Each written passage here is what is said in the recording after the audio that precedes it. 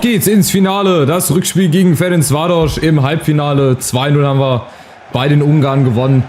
Und heute gilt es also, das hier ins Ziel zu bringen. Und ich bin sehr, sehr zuversichtlich, auch wenn wir gegen Leverkusen leider zu Hause 1:0 verloren haben. Und jetzt haben wir nur noch einen Punkt vor Wolfsburg und vor Union. Ja, und wir haben nicht so leichtes Restprogramm. Wir spielen jetzt dann in Gladbach und dann zu Hause gegen Leipzig. Wolfsburg spielt aber zum Beispiel noch in München. Und da hoffe ich halt einfach, dass die Bayern da mitspielen. Und obwohl sie Meister sind, da Vollgas geben. Aber jetzt will ich erstmal hier noch das Halbfinale genießen. Und das geht richtig gut los. Ganz easy peasy nach 5 Minuten. Omar Mamouche hat sich gezerrt bei dem Jubel, aber doch nicht. Haha, hat er alle verarscht. Aber da ganz einfach, zack, über Orban und Mamouche ins Finale. Und der Gegner entweder Villarreal oder Fenerbahce. Villarreal, mein Gott, deutsche Sprache, schwere Sprache, hat ihr Hinspiel auch 1:0 gewonnen. Von daher haben die also auch Vorteil. Ich glaube, dass das nicht so leicht sein wird. Aber bei uns, wir sind auch noch nicht durch. Obwohl wir jetzt 1:0 führen. Lass die Ungarn mal hier ein Tor machen. Aber dazu müssen sie halt ganz anders auftreten als im Hinspiel. Das war schon sehr, sehr, sehr erschreckend. Ich bin nach wie vor immer noch erstaunt, dass die das bis ins Halbfinale wirklich durchgezogen haben. Naja, aber wer im Halbfinale steht, der steht da auch zurecht. Orban, nächste Chance. Muss man dann halt auch mal dazu sagen. Also die anderen Mannschaften halt einfach zu doof gewesen, sich da durchzusetzen. Aber wer weiß, wer weiß. Ich glaube es zwar nicht, aber möglich ist alles. Jetzt habe ich alle Phrasen durch, glaube ich. So, und Ferencváros ist da. Hoffentlich nur bis zum Strafraum. Ja, Skiri, oh, und Kunku. Darf er nicht machen, Fehler, Pacho. Achtung, und da gibt es den Elfmeter. Ja, und es gibt Gelb. Hoffentlich nicht seine zweite oder dritte, dann wäre er nämlich fürs Finale gesperrt. Da müssen wir heute auch drauf gucken. Also, dass wir hier nicht unnötig irgendwie uns eine gelb-rote holen. Ja, da fällt der Wingo, zwar komisch, aber ich glaube, den kannst du geben. Da war der Fuß schon draußen. Und jetzt die Chance zum Ausgleich durch Ben Romdane gegen Trapp und den setzt er oben rein. Und das 1:1. Und das Ding ist hier noch nicht durch. Die haben nichts zu verlieren. Die setzen jetzt wahrscheinlich alles auf eine Karte. Gibt uns dann natürlich die Räume. Und ich glaube qualitativ aber trotzdem, dass das gut gehen wird. Aber wir dürfen es nicht auf die leichte Schulter nehmen. Von daher mache ich mal einen Anschlusstrick. Und guck mal, ob der klappt. Ah, nee, klappt nicht so ganz. Ihr seht, wie schnell das geht. Aber so schnell kann es natürlich auch in die andere Richtung gehen. Mamouche. Nächste Chance, nächster Versuch auf seinen Doppelpack. So muss das jetzt auch eigentlich die ganze zweite Halbzeit oder auch jetzt erstmal die erste Halbzeit laufen. Viel Platz, immer wieder Abschlüsse suchen. Weil die Räume, die haben wir. Und besonders vor dem Strafraum, da sind die sehr, sehr, sehr offen. Wird schon seinen Grund haben, warum. Und ins Pressing gehen mit Mamouche. Das funktioniert richtig, richtig gut. Der macht auch in echt einen richtig klasse Job, wenn es dann ins Pressing geht. Ach Gott, hat Ibimbe da Platz. Das gibt's ja gar nicht. Und Varga im Tor wird auch heute wieder einiges zu tun kriegen. Aber das sind ja Offenbarungen hinten. Lücken in der Verteidigung, die hast du nicht mal im Training. Im besten Fall. Ach, und hier wieder Götze. Gegen Varga. Der kommt ja überall durch. Das ist ja Wahnsinn. Das ist krass. Und leider steht es nur 1:1. Also schon jetzt, auch nach 25 Minuten, wieder ein ganz, ganz großer Treppenwitz eigentlich, dass es hier nur 1:1 steht. Ich meine, das Spiel geht doch jetzt nur in eine Richtung, ne? Ich meine, was soll ich euch erzählen? Skiri, nächste Chance und wieder Varga. Wir schießen heute aus allen Lagen, ey. Rechts, links, Außenrisse, darf heute jeder mal. Und auch gerne nach dem Eckball. Da ist wieder Skiri, ne? Will er nicht, da war nicht. Ibimbe ist dazwischen sehr, sehr gut. Oben Miretti, wenn er entgegenkommt. Ja, und hier Götze auch wieder. Hat sehr, sehr viel Platz geblockt. Das sind alleine schon 7 Schüsse oder so in einer halben Stunde. Und weiter geht's. Der Zug hat keine Bremsen hier. Orban wieder. Oh Gott. Seitfallzieher. Erstmal dem Wager ins Gesicht getreten.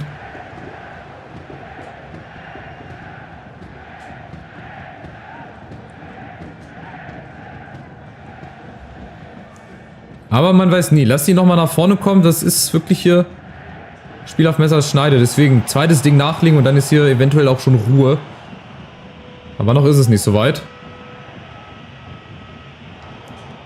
Aber da läuft wirklich auch nicht viel zusammen. Es liegt wirklich nur an uns selber. Mamouche. Oh, klasse Ball in die Lücke. In die Tiefe der Abwehr. Aber Orban wird noch geblockt.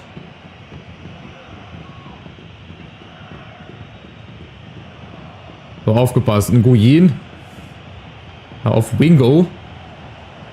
Das ist auch ein Name für den Musiker eigentlich. Wingo Star. Ja, so viel zum Thema Star. Das kommt uns natürlich entgegen. 5 Minuten noch bis zur Halbzeit. Es war bislang ein Spiel auf ein Tor eigentlich. Der Elfmeter, gut, der kann immer mal passieren, dass da mal der Fuß stehen bleibt. Ah gut, weiter geht's. Orban, okay. Bisschen zu heftiger Ball von dem Bimme vorher. Und jetzt aufpassen, Nguyen, jetzt fehlt nämlich Buta hinten. Da muss Robin Koch hin und den hat er sehr, sehr gut. Also der wird auf jeden Fall fest verpflichtet, da muss ich unbedingt dran denken, wenn die Leihe dann fertig ist, dass wir den verpflichten, bevor es ein anderer tut. Orban, Götze, Mamouche. Außen im Kunkun, jetzt mal gucken, wer den kriegt. Flanke kommt, da ist wieder Mamouche mit dem Kopf und Orban will er nochmal. Ja, der macht das wieder. Ja, schade, aber der hat die Technik dafür. Ich glaube, der hat auch Flair, bin ich der Meinung. Deswegen kriegt er die auch aus 16 Metern so gut hin. Also, perfekt. Steht 1-1. 3-1 insgesamt und wir auch hier turmhoch überlegen. 10:1 Schüsse, das ist halt echt ein Witz, dass das Ding hier noch nicht klar entschieden ist. Vielleicht heben wir uns die Tore ja fürs Finale auf, wenn es dafür reichen sollte. Wobei, da würde mir auch ein 1-0 reichen, ehrlich gesagt, egal gegen wen. Aber das heute, das muss noch mal ein bisschen klarer werden, dass wir uns auch für die Liga noch mal ein bisschen Schwung holen. Dass wir das gegen Gladbach und Leipzig irgendwie hinkriegen, dass wir in die Champions League einziehen. Ansonsten spielen wir in Anführungszeichen nur Europa League. Haben dann aber fürs nächste Jahr ein Ziel von Anfang an, dass wir mindestens Platz 4 erreichen müssen. Ansonsten ist unser Manager ganz schön sauer und wird uns, glaube ich, rausschmeißen. Habe ich so im Gefühl. So, Götze. Außen Buta, Ebimbe, sehr, sehr schön. Oh, da ist doch keiner. Dann spielen wir jetzt ein bisschen Handball. Dann suchen wir jetzt nach den Lücken. Ihr seht, wie tief die Ungarn auch wieder drinstehen. Mit 5 Mann hinten. Da ist doch Platz für Götzes Außenriss. Jawohl. Und das dürfte das Finale sein. Endgültig 2-1. Auch er hier mit einem kleinen Krampf im Oberschenkel. Aber auch der ist ganz schnell wieder rausgetanzt.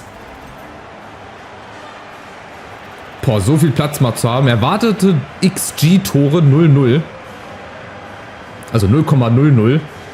Also im Prinzip auch überhaupt gar nicht möglich, dass der reingeht. Aber Götze zeigt mal wieder, dass der auch reingehen kann.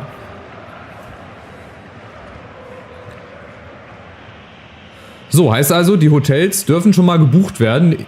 Je nachdem, wo das Finale stattfindet. Also in echt findet das in Athen statt. Schöne Stadt. Schöne Stadien haben sie. Vor allem das Olympiastadion, wo Panathinaikos spielt. Das wird wahrscheinlich dann das Finalstadion sein. Oder vielleicht Stadion Neda. So ein ganz kleines Stadion. Oder vielleicht ist sogar unser Stadion Finalstätte. Ich weiß nicht, ob die das hier in dem Spiel auch übernehmen. Wir sind gespannt. So, erstmal bin ich gespannt, was Götze hier macht. Kleine wendige Haken und gibt Eckball, okay. Wechsel bei den Ungarn, aber das ist jetzt alles fürs Protokoll. Das ist jetzt nicht mehr wirklich gefährlich für uns wahrscheinlich. Götze, nächster Eckball, ja, entschuldigt sich auch direkt. Dann macht Miretti mal das Ding anders und zwar so. Ja, Orban steigt hoch und Ebimbe, ja, kann er annehmen und mal schießen. Oh, ist das ein Traumtor. Traumtor-Alarm von Dina Ebimbe. Ganz stark, ganz, ganz stark. Und jetzt gehen auch endlich mal die Bälle rein. Aber auch die schweren, weißt du, guck mal, Ebimbe, zack, nimmt den nochmal an. Schön mit links. Den machst du auch nicht alle Tage, ehrlich gesagt. Aber sei es drum, 3-1. Ich will mich nicht beschweren. Im Gegenteil. Wir können mal gucken, ob wir nochmal wechseln eventuell. Dann können wir schon mal ein bisschen schonen für die Liga. Da kommen nämlich auch wichtige Spiele. Hier zum Beispiel riskiere ich nichts. Da kommt Tuta rein. Dann können wir Aronson auf jeden Fall wieder ein bisschen Spielzeit geben. Ein Gangkampf vorne für Orban. Die müssen sich jetzt alle mal ausruhen. Und Knauf machen wir hier rein. Warte mal, können wir auch umgekehrt? Ne, wäre völlig Quatsch. Völliger Quatsch. So, und dann gehen wir rein. Genießen wir die letzten Minuten. Es sind nicht mehr viele bis ins Finale. Und dann haben wir diesen Wettbewerb doch, glaube ich, ganz gut angenommen und auch ganz gut hinbekommen. Und jetzt zurückblickend war eigentlich nur PAOK so ein bisschen ein Stolperstein in der Gruppe. Da haben wir nämlich zweimal 4-3 verloren. Auch sehr, sehr wild. Sehr, sehr kurios. Oh, sind die Ungarn offen, du liebe Zeit. Das ist jetzt wirklich wie in der Kreisklasse. Hinten total offen. Und dann darf Mamouche nochmal ran. Und wischt hier nochmal den Boden. Macht den roten Teppich fertig fürs Finale. Das ist ja krass hier. Hey, guckt euch das mal an. Hinten alles aufgelöst. Mamouche, der kann sich die Ecke aussuchen, nimmt dann die Mitte. Und der Ball verschwindet quasi hinten in der Bande drinne. Der kommt auch gar nicht mehr raus. Und da kann doch nicht reagieren. Varga. Das ist so die ärmste Sau. Ach nee, da ist er ja, der Ball.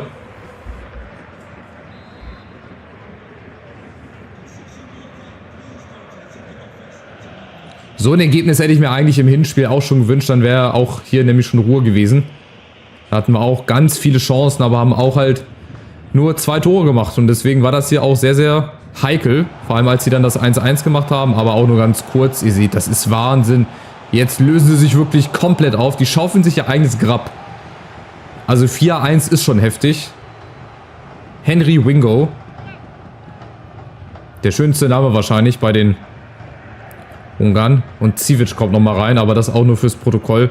Die spielen jetzt Dreierkette oder haben die eine rote Karte kassiert? Ne, die spielen jetzt mit einem 3-4 oder 3-2-4-1, keine Ahnung. Auf jeden Fall haben sie umgestellt auf Dreierkette, warum auch immer. Gut, soll uns recht sein, da haben wir noch mehr Platz. Giri in Gang kam, hat auch mal wieder die Chance zu treffen. Nee. Aber jetzt, wo eh schon alles zu spät ist, weißt du, anstatt sie das schon mal von Beginn an vielleicht gespielt hätten. Jetzt, wo das eh entschieden ist, ey, da, wie gesagt, verstehe ein das Spiel hier. Mamouche, Aronson, ganz easy peasy eigentlich, aber ein Gangkampf kriegt halt den Ball nicht hin. Beziehungsweise Aronson. So, Robin Koch dazwischen. Also, ein bisschen auslaufen, noch eine Viertelstunde hier in-game und dann gilt der Fokus nochmal 2 Bundesligaspieltage zu gewinnen, um Platz 4 jetzt schon zu sichern. Und dann nächstes Jahr im Konzert der ganz, ganz Großen zu spielen.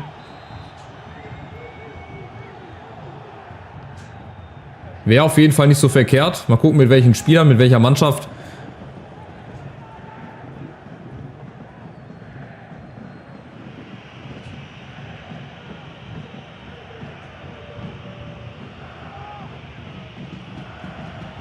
So viel Platz, wenn wir jetzt den Ball gewinnen würden. Genau so. Und Mamouche macht sich auf den Weg. Aronson, oh, den kriegt er nicht. Der ist zu lang. Ne, den kriegt selbst Aronson nicht, oder? Mal gucken. Wenn wir hier weiter pressen, Gang kam, ja, ist okay. Die feiern schon mal, genau, die nehmen die Trommeln auch alle mit, egal wo es hingeht. Die gehen auch zu Fuß bis ins Finale, bis zum Finalstadion, je nachdem, wo es sein wird. Mal gucken, ob es wirklich Athen ist oder halt ein anderes Stadion. Auf jeden Fall ein großes, hoffe ich. Ich hoffe auf ein großes Stadion, damit möglichst viele Fans hier Platz haben. So, Aronson nochmal gegen 3 Mann. 5 Minuten noch auf der Uhr. Der Sekt darf schon mal rausgeholt werden, die Korken schon mal geknallt werden. Und dann haben wir ein weiteres europäisches Finale nochmal abgefälscht. Da könnte der Keeper auch hingehen, will er aber nicht.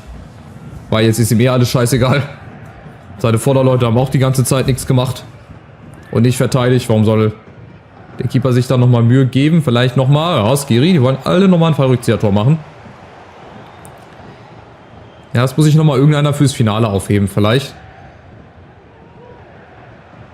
Und Kunku nochmal, Skiri, vielleicht kann er nochmal zirkeln. Nee, das ist jetzt hier leichtes Ausgespielt im Training. Also es war dann doch der leichtere Gegner. Ich glaube, gegen Villarreal und Ferner wäre das nicht so deutlich geworden.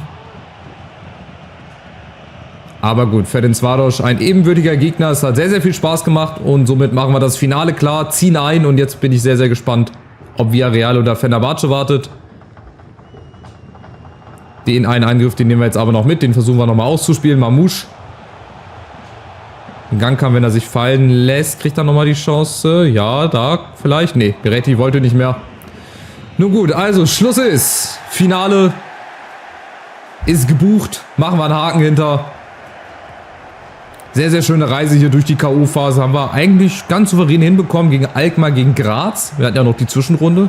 Dann gegen Lille muss man ein bisschen zittern. Das war so das schwierigste Spiel und Ferencváros war ja einfach nochmal zum Warmmachen wahrscheinlich fürs Finale. Am Ende haben wir dann 17 Torschüsse. Fenerbahce führt 1-0 nach 90 Minuten. Da gibt es also Verlängerung. Und Fenerbahce macht das Ding aber richtig deutlich. 3-0. Oha, nach Verlängerung dann, schätze ich mal. Also, Finale gegen Fener. Schade, Villarreal wäre mein Wunsch gewesen, aber da bin ich jetzt auch sehr, sehr gespannt. Da machen wir auch mal ein kurzes Gegner-Scouting, Gegneranalyse. Mal gucken. Hier haben wir 2 Transferangebote. 2 Millionen haben wir hier dazu bekommen. Max für 12 Millionen, 13,7 Millionen. Das sind alles Preise. Da kann die Eintracht eigentlich nicht Nein sagen für Philipp Max. Ehrlich gesagt, so, ich weiß zwar nicht, wie es weitergeht, aber ich möchte Ihnen sagen, dass ich meine Zeit sehr genossen habe. Wir können die Leihe in einen dauerhaften Wechsel umwandeln. Ah, der ist auch nur geliehen, ja. Noah Mbamba, aber der dürfte nicht so viel Geld kosten, jetzt am Anfang. Deswegen, den können wir uns eventuell leisten. So, jetzt Gladbach. Mal gucken, die letzten beiden Spieltage, sind die eigentlich noch zeitgleich? Müsste eigentlich sein, ne? Ja, Nähe, Union. Und Wolfsburg haben schon gespielt und haben beide verloren. Jawohl, also Bayern und die Kölner leisten uns Schützenhilfe. Das heißt, mit einem einfachen Sieg gegen Gladbach sind wir in der Champions League. So einfach ist das und somit habe ich meinen Vertrag sicher. Werde nicht entlassen, weil ich habe das Ziel geschafft. Unten, ja gut, da entscheidet sich zwischen Bochum und Gladbach. Also Köln ist gerettet. Es geht jetzt nur noch zwischen Bochum und Gladbach. Wenn Gladbach aber gewinnt, haben sie es auch sicher. Dann sind sie auch gerettet. Dann geht Bochum in die Relegation. Also ein paar Entscheidungen haben wir schon. Ein paar Entscheidungen werden noch fallen. Vor allem der Kampf um Platz 4. Wir haben es in der eigenen Hand. Ein Sieg in Gladbach und wir sind durch. Jetzt machen wir nochmal kurz Gegneranalyse. Schalten aber nochmal. Ja, schalten nicht nach vorne, sind wir doch schon. So, wo haben wir denn hier? Andere Ligen. Gucken wir mal, wie die sich so in der Liga machen. Die müssten ganz unten sein eigentlich. Und zwar hier Trendyol Super League. Und da ist Fener auf der 1 und ist Meister. Denn die haben 38 Spieltage, ja. Also auch nur 3 Niederlagen, 76 Tore geschossen. Also spielen wir gegen den Meister aus der Türkei. Jetzt wollte ich nochmal die Spieler scouten. Das wollte ich eigentlich machen. Spieler suchen.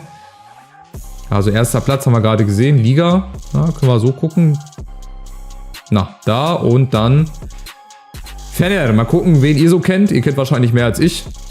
Oder vielleicht kennt man so vom Namen her einfach ein paar. So, gucken wir mal. Heike jetzt natürlich hier. Michy Batshuayi. Der hat gegen die Eintracht auch damals 2 Tore gemacht.